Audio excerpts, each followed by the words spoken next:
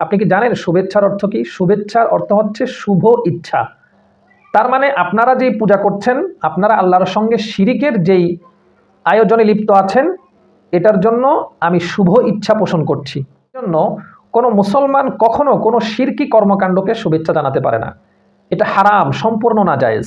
এরপরে আল্লাহর হাবিব বলেন, ও আমারনি রব্বি আজ্জা ওয়াজাল্লা, মহাপরাক্রমশালী আমার রব আমাকে নির্দেশ দিয়েছেন, বিমাহকিল মাআজিফি ওয়াল মাজামির, ঢোল তবলা যাবতীয় সমস্ত বাদ্যযন্ত্র ধ্বংস করার জন্য, ওয়াল আউথান, এবং মূর্তিসমূহকে ধ্বংস করার জন্য। আল্লাহর হাবিবের আগমনই ঘটেছে মূর্তি ধ্বংস করার জন্য। আহমাদুহু ওয়া নুসাল্লি আলা রাসূলিহিল কারীম, আম্মা বাদ। সম্মানিত মুসলিম ভাই বোনেরা, আপনারা অবগত আছেন হিন্দু সম্প্রদায়ের সবচেয়ে বড় ধর্মীয় উৎসব শারদীয় দুর্গাপূজা শুরু হয়ে গেছে। আমরা যেহেতু ধর্মীয় দৃষ্টিকোণ থেকে মুসলমান, আমাদের দেশের বিশেষ করে ভারত উপমহাদেশের একটি খুব জঘন্য রীতি হচ্ছে হিন্দুদের পুজো মণ্ডপগুলোতে বা তাদের উৎসবগুলোতে তাদের চেয়েও মুসলমানদের সংখ্যা অনেক ক্ষেত্রে বেশি হয়ে থাকে, এবং এই হিন্দুদের উৎসব বা তাদের অনুষ্ঠানগুলোতে মুসলমানরা এমনভাবে অংশগ্রহণ করে কেমন যেন এটা তাদের নিজেদের উৎসব বা নিজেদের একটি ধর্মীয় অনুষ্ঠান। সম্মানিত মুসলিম ভাই বোনেরা, আপনি মুসলমান, আপনি ইমানদার, অবশ্যই আপনাকে আপনার ইমান রক্ষা করতে হবে, আপনার ইমান হেফাজত করতে হবে। আল্লাহ পাক রব্বুল আলামিনের নিকটে সবচাইতে বড় গুনাহ বলে বিবেচিত হয় শিরকের গুনাহ। শিরকের গুনাহই আল্লাহ পাকের নিকটে সবচেয়ে বড় গুনাহ। এই কারণে আল্লাহ পাক নিজেও বলেন, ইন্নাল্লাহা লা ইয়াগফিরু আন ইউশরাকা বিহি ওয়া ইয়াগফিরু মা দুনা যালিকা লিমান ইয়াশা। আল্লাহ পাক রব্বুল আলামিন শিরিক ব্যতীত অন্য যত গুনাহ আছে এই সমস্ত গুনাহগুলোকে ক্ষমা করে দিতে পারেন, চাইলে ক্ষমা করে দিবেন, কিন্তু শিরকের গুনাহ আল্লাহ পাক রব্বুল আলামিন কোশ্চিন কালেও ক্ষমা করবেন না। আপনি চিন্তা করুন, আপনি আপনার বুকে হাত দিয়ে একটু গভীরভাবে চিন্তা করুন তো, আপনি যে হিন্দুদের দুর্গাপূজা বা অন্যান্য পূজা উৎসবগুলোতে অংশগ্রহণ করছেন, অংশগ্রহণ করার সময় সেখানে আপনি যাচ্ছেন, আপনার মনের অবস্থাটা কি? আপনার মন কি বলছে, কি সায় দিচ্ছে? আপনার মন কি বলছে যে এটা একটা হারাম কাজ, এটা একটা ঘৃণিত কাজ, আল্লাহ পাকের সঙ্গে শিরকের মতো একটা গুনাহের কাজে আমি অংশগ্রহণ করছি, এটাকে আপনার মন বলে? নাকি আপনার মন এটা বলে যে আমরা মুসলমান, তারা হিন্দু, আমরা আমাদের ধর্মীয় উৎসব পালন করি, তারা তাদের ধর্মীয় উৎসব পালন করছে, তারা তাদের ধর্মীয় উৎসব পালন করছে, এটা মন্দের কি আছে, যাই না, অংশগ্রহণ করি না, ওখানে মেলা বসবে, অনেক রং বেরঙের জিনিস পাওয়া যাবে, একটু আনন্দ হবে, একটু সবার সাথে দেখা সাক্ষাৎ হবে, একটু উৎসব মুখর পরিবেশে সময়টা কাটবে, মন ভালো হয়ে যাবে। আপনি কি বুঝতে পারতেছেন যে আপনার মনের এই অবস্থাটা তাদের এই শিরকি কর্মকাণ্ডকে সমর্থন যোগাচ্ছে? তারা যে শিরকি কর্মকাণ্ড করছে, আল্লাহ পাকের সঙ্গে দেবতা মূর্তিগুলোকে শরিক করছে, আপনি অন্তর থেকেই এক প্রকার খুশি মনেই তাদের এই শিরিককে সমর্থন জানাচ্ছেন। আর অত্যন্ত আফসোস ও দুঃখ পরিতাপের বিষয়, আমাদের দেশে সাধারণ মুসলমানদের তো এই বিষয়গুলো নিয়ে সচেতনতার খুবই অভাব রয়েছে।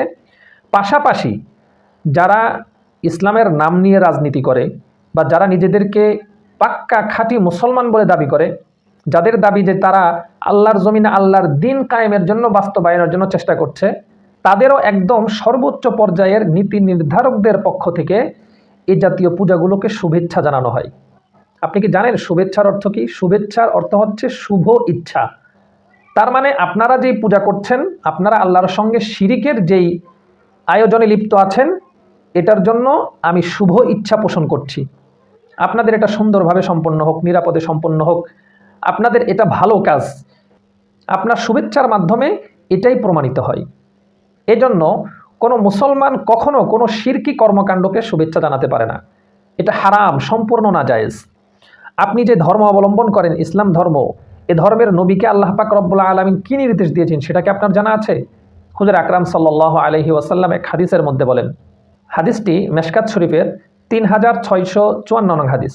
এখানে হুজুর সাল্লাল্লাহু আলাইহি ওয়াসাল্লাম বলেন, ইন্নাল্লাহা বাআসানি রাহমাতাল লিল আলামিন ওয়া হুদাল লিল আলামিন, নিশ্চয় আল্লাহ পাক রব্বুল আলামিন আমাকে জগৎবাসীর জন্য রহমত স্বরূপ এবং হেদায়েত স্বরূপ, পথ প্রদর্শক স্বরূপ প্রেরণ করেছেন, পাঠিয়েছেন।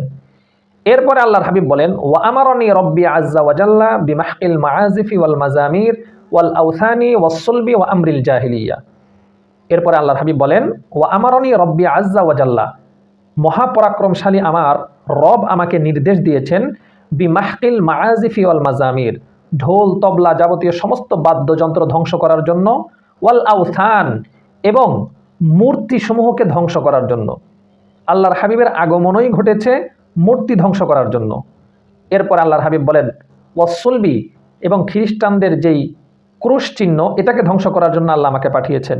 ও আমরিল জাহিলিয়া, এবং জাহিলি যুগের যাবতীয় সমস্ত রীতিনীতি এবং প্রথাকে ধ্বংস করার জন্য আল্লাহ পাক আমাকে দুনিয়াতে পাঠিয়েছেন। এখানে আল্লাহর হাবিব বলেন যে আল্লাহ পাক আমাকে নির্দেশ দিয়েছেন, আল্লাহ পাক আমাকে আদেশ দিয়েছেন যেন আমি মূর্তিকে ধ্বংস করি। তার মানে হচ্ছে আমরা মূর্তি ধ্বংসকারী নবীর উম্মত, কিন্তু সেই মূর্তি ধ্বংসকারী নবীর উম্মত হয়েও আমরা মূর্তি পূজাকে স্বাগত জানাচ্ছি, শুভেচ্ছা জানাচ্ছি। শুধু এতটুকুতেই ক্ষান্ত নয়, বরং আমরা সেখানে অংশগ্রহণ করছি। আল্লাহ পাক রব্বুল আলামিন আমাদেরকে হেফাজত করুক, আমাদের ঈমানকে হেফাজত করুক। আপনি কি জানেন যে আপনি এই পূজাগুলোতে অংশগ্রহণ করার কারণে আপনার অজান্তেই হয়তো আপনার ঈমান ধ্বংস হয়ে যাচ্ছে, আপনার আমল ধ্বংস হয়ে যাচ্ছে, আপনার হায়াতের জিন্দেগি, জীবনের হায়াতটা বরবাদ হয়ে যাচ্ছে।